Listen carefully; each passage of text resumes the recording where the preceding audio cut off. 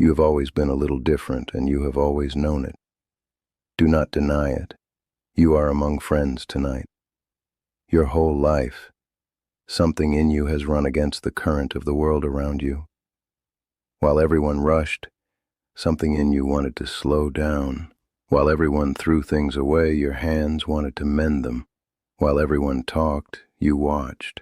While everyone chased the new thing, you kept faith with the old ones, the old objects, the old people, the old ways of doing a task properly even when nobody was checking. And the world had names for you. Old-fashioned, too quiet, too sensitive, stuck in the past. Maybe your own family teased you for it, the way you save things, the way you talk to your plants, the way you cannot walk past a sunset without stopping, the way you would rather sit with one true friend than stand in a room of 50. And somewhere along the way you may have quietly concluded that you were simply odd, a leftover from another time, a person built wrong for the world they were born into. Tonight I'm going to tell you something that may settle a question you have carried your whole life. You were never odd. You were never built wrong. There is a name for the way you have been living, and it is not old-fashioned, and it is not too sensitive. My people have a name for it. We call it the way, the old way, the native way, a whole understanding of how a human being is meant to move through this world, kept and taught by my people for 1,000 generations. And here is the mystery of it. Nobody ever taught it to you. You were not raised in it. You did not learn it at any fire. And yet, sign after sign, so much of it is in you, has always been in you, running underneath your whole life like a river under a field. Tonight, I am going to give you the 5 signs, and as I name them, count how many are yours. Because if most of them are, and for many of you watching, most of them will be, then tonight is not a teaching. Tonight is a homecoming. The first sign you have been living the native way your whole life is that you cannot waste, and it goes deeper than thrift. Watch yourself honestly. The plate gets finished or the food gets saved always, and something in you actually hurts, physically hurts, when you see good food scraped into the garbage. The bag gets folded and kept. The jar gets washed and reused. The broken thing gets repaired, or at least attempted, before it gets replaced. And when you finally must throw something away that still has use in it, you feel a small wrongness that you have never been able to explain to the people who laugh at your drawer of saved things. Hear me tonight. That was never stinginess, and it was never a habit of poverty, though hard times may have sharpened it. That is the old law of respect, alive in you. My people held that everything that comes into your hands costs the earth something. The food cost a life, plant or animal, a real life that ended so yours could continue. The wooden spoon cost a tree, the water cost the river. And because everything received was paid for by the world, wasting it was not carelessness, it was ingratitude, an insult to the payment. So nothing was wasted, not from lack, hear this, from reverence. The hide became clothing, and the bones became tools, and every part honored the animal it came from. When you save the jar, and mend the coat, and finish the plate, you are not being old-fashioned, my friend. You are honoring costs that the modern world has trained itself not to see. Your hands learned reverence somewhere, from a grandmother, from hard years, from somewhere deeper, and reverence is the first mark of the way. The second sign is that you need the land, and the land speaks to you, and you have never once been able to explain this to indoor people. There is a certain restlessness that builds in you when you have been inside too long, a hunger that no room satisfies, and you have called it needing fresh air, but it was always more than air. Your hands go to the soil. You garden, or you did as long as your body allowed, and it was never really about vegetables, it was about touching the ground, because something in you settles when your hands are in the dirt that settles no other way. You talk to your plants, and you notice things, hear me. You notice things the people around you walk straight past, the particular light of late afternoon, which way the birds are moving, the smell that means rain is coming, and you know it means rain, you have always known, before any forecast. The one tree on your street that you have watched through 40 seasons like an old friend. The moon, you always know roughly what the moon is doing, and you could not say when you started keeping track because you never started. It was simply always yours to know. The modern world calls this a pleasant hobby. My people called it the oldest relationship there is. The land is not scenery in the way. The land is a relative, the first relative, and it speaks constantly in light and wind and bird direction and the feel of coming weather, and most of the modern world has gone completely deaf to it. You never went deaf. Through every year of buildings and screens and parking lots, you kept the ear. And every time you stopped for the sunset while the others kept walking, every time the dirt under your fingernails felt like medicine, every conversation you ever had with a tomato plant, that was the second mark of the way, the living conversation with the living world, unbroken in you. And I will tell you how my grandmother tested for this mark in people because she had a test, and it took her 4 seconds. She would walk with someone, anyone, a visitor, a new neighbor, and somewhere on the walk she would simply stop at the right kind of moment, the light going gold on the hills, a hawk circling, the first cold smell of autumn on the wind.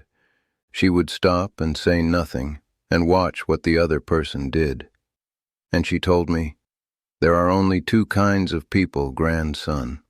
The ones who stop with you and go quiet because they see it too, and the ones who stand there confused, waiting for the walk to continue, asking, 'What is it? What's wrong?' Nothing was ever wrong. Everything for 4 seconds was exactly right, and half the world can no longer tell. You are the kind that stops. You have been stopping your whole life, at windows, on porches, in parking lots, while the people with you waited, confused for the walk to continue. Remember every one of those moments tonight. They were never delays. They were the oldest prayer there is, and you have been praying it since childhood. Before I share the next teaching, I need to tell you something. I am not going to be here forever, and most of what I know was never written anywhere. So I sat down and I wrote it, all of it, 20 teachings, 4 parts, in the order they were meant to be received. The whole way, gathered in one place, the way you have been living pieces of your whole life without ever being handed the rest. It is called the native way, and it costs less than 1 dinner you will not remember. Scan the code on your screen or look in the comments. But do not leave yet, because the next sign is the one that has set you apart at every gathering you have ever attended, and once I name it, you will understand why you have always felt like the only one of your kind in the room. The third sign is that you watch more than you speak, and your words when they come are weighed. You have been the quiet one in loud rooms your whole life. Not shy, hear the difference. The shy are silent from fear, and that was never quite your silence. Yours was the silence of watching.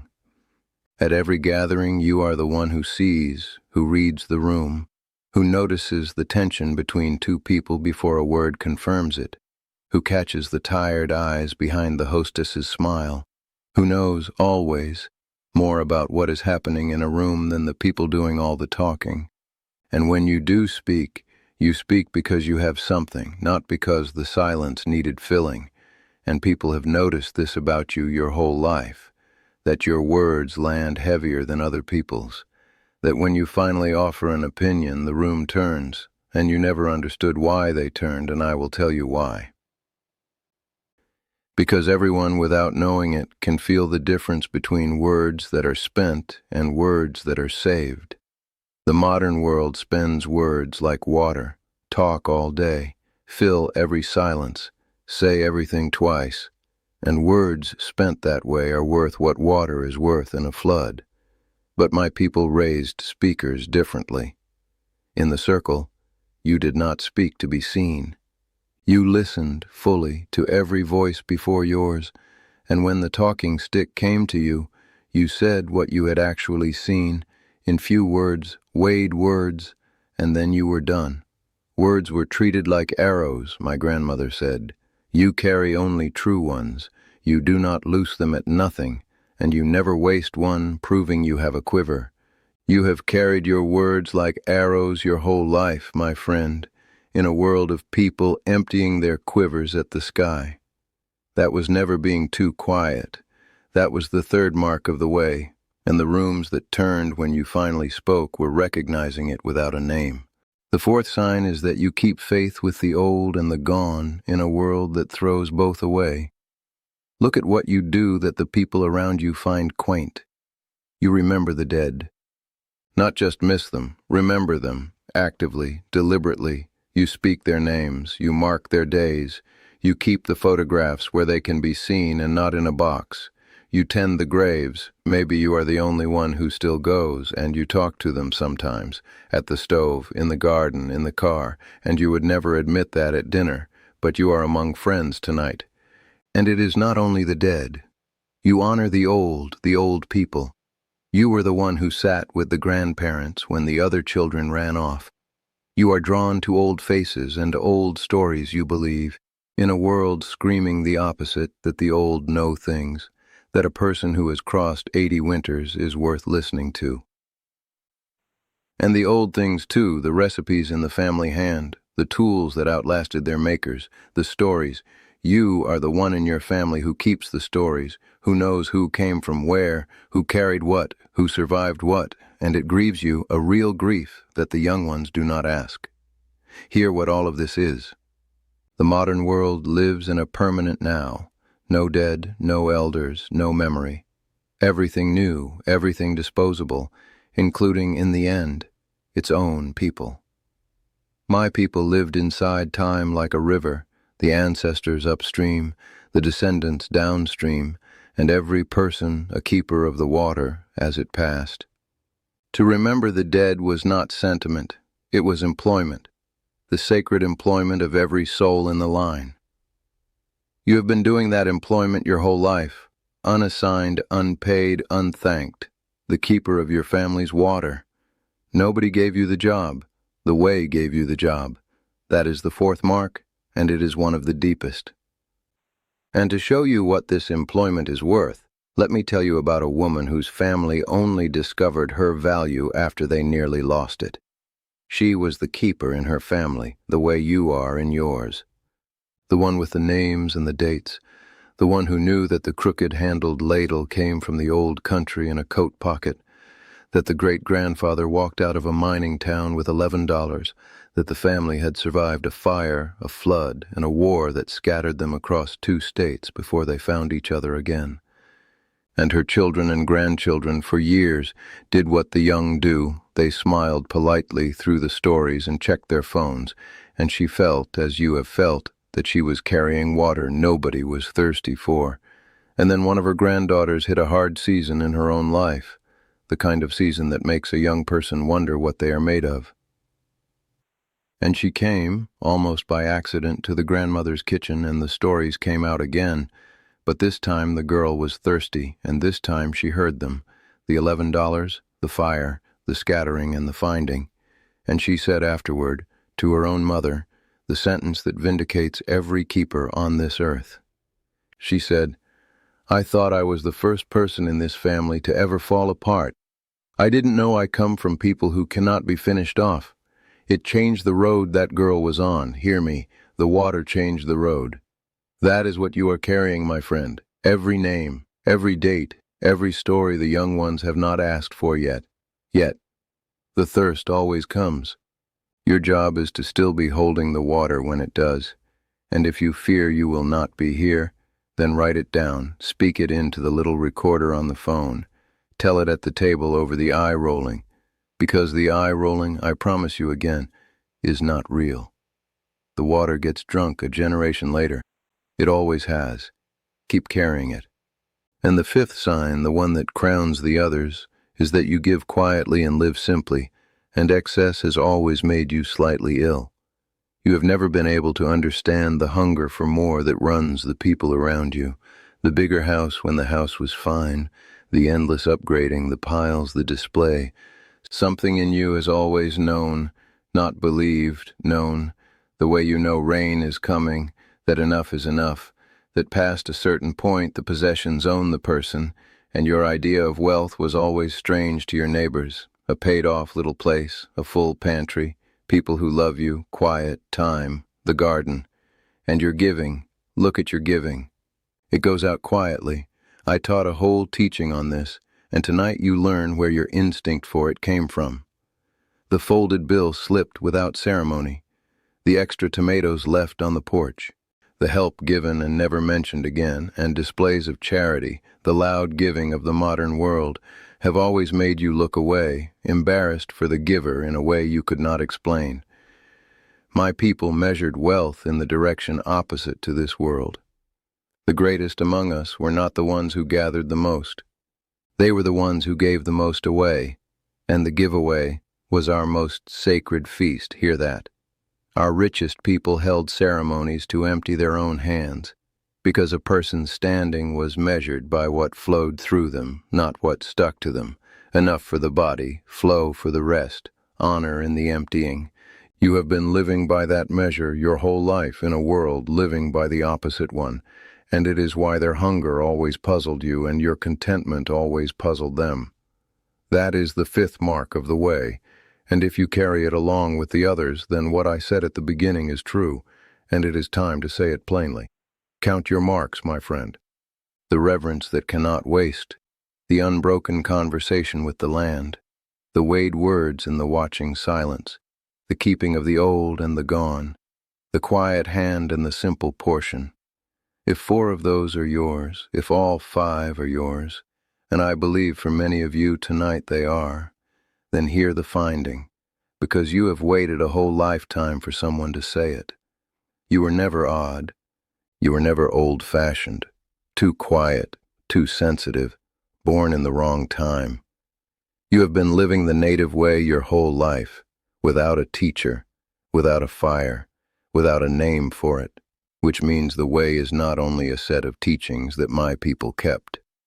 It is something older than any people, a shape of the human soul itself, the original shape, and the modern world did not erase it in you. And now you know why you never fit that world, my friend. You were never supposed to. A person does not fit a current they were built to stand against. So stop apologizing for the drawer of saved things, the talks with the tomato plants, the visits to the graves, the silence at loud tables. Those were never quirks. Those were the marks of the oldest way of being human, kept alive in you by something deeper than teaching. And tonight, at last, you know your own name. And know this too, because it matters. You are not as alone as you have felt, scattered through every town, sitting quietly in every congregation, standing at sunsets in every county. Are the others, the ones with the same marks, the ones who stop on the walk, and most of them believe, as you believed until tonight, that they are the only one. Thousands of them are watching this very teaching, feeling exactly what you are feeling. Look at the comments below when we finish and you will see them, your scattered people, counting their marks. Welcome home. The fire has been burning the whole time, and there has always been a place at it with your name on it. If what you heard today stayed with you, the book is there. The Native Way, 20 teachings, 100 pages, the whole of what you have been living in pieces, written the way I would speak to you if we were sitting together. Scan the QR code on the screen with your phone or find the link in the comments. Read 1 chapter. Sit with it. You will recognize it, the way you recognized yourself tonight. Now I want to hear from you. Tell me in the comments, how many of the 5 marks are yours? I read every comment. And if this is the kind of conversation you have been looking for, subscribe to this channel. We are not collecting viewers here. We are collecting people who remember. Come back next week. I am not done teaching yet.